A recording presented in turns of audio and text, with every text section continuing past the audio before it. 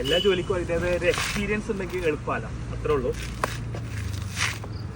ഈ ചകിരി ഇതൊന്നും 4 പൊളി, നല്ല എക്സ്പീരിയൻസ് ഉള്ളവരൊക്കെ ആണെങ്കിൽ 3 പൊളിക്ക് ഈ ചകിരി കണ്ടില്ല 3 പൊളി വരുള്ളൂ. ഒരു ചകിരി 1 റുപ്യൊക്കെ വിൽക്കണത്. അപ്പോൾ തേങ്ങ പൊളിക്കാൻ പോകുന്ന സമയത്ത് ഈ ചകിരി മുറിഞ്ഞു പോയി കഴിഞ്ഞിട്ടുണ്ടെങ്കിൽ ഈ ചകിരി വിൽക്കുന്ന സമയത്തൊക്കെ ബുദ്ധിമുട്ടാണത്. കണ്ടില്ലേ, ഇത് ഏകദേശം 3 പൊളിയിൽ കിട്ടി. ഇപ്പോൾ ഒരുപാട് മേഖലയിൽ മിഷനറീസ് ഒക്കെ വന്നു. പക്ഷെ ആ മിഷനറീസ് ഈ മേഖലയിൽ വന്നിട്ടും അത്ര വലിയ സക്സസ് അല്ല എന്നുണ്ട്. കാരണം ഇത് മാൻ പവർ യൂസ് ചെയ്ത് പൊളിക്കണ ആ ഒരു സ്പീഡിൽ മിഷനറീസ് കൊണ്ട് പറ്റുമെന്നുള്ള അറിയില്ല. ഉണ്ടല്ലേ? ഇനി ഞാൻ വേറൊരു കാര്യം ചോദിക്കട്ടെ.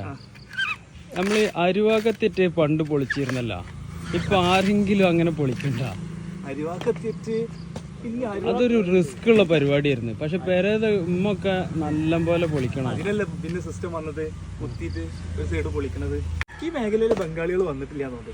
ഈ മേഖലയിലും കൂടി നാട്ടിലുള്ള തൊഴിലാളികൾ തന്നെയാണ് ഈ ഒരു തൊഴിൽ ചെയ്യുന്നത് അധികം കണ്ടിട്ടുള്ളൂ. ബംഗാളികൾ ഈ മേഖലയിൽ തൊഴിൽ ചെയ്യണത് അധികം കണ്ടിട്ടില്ല. നിങ്ങളുടെ നാട്ടിലൊക്കെ ആരെങ്കിലും ഉണ്ടെന്ന് ജോലി ചെയ്യുന്നവരുണ്ടെന്നുണ്ടെങ്കിൽ വീഡിയോ താഴെ കമന്റ് ചെയ്യാൻ ശ്രമിക്കാം. ഇത് നമ്മുടെ ഗുരുവട്ട ഷാപ്പിൽ നിന്നാണ് നമ്മൾ തേങ്ങൊളിയൊക്കെ പഠിച്ചത്.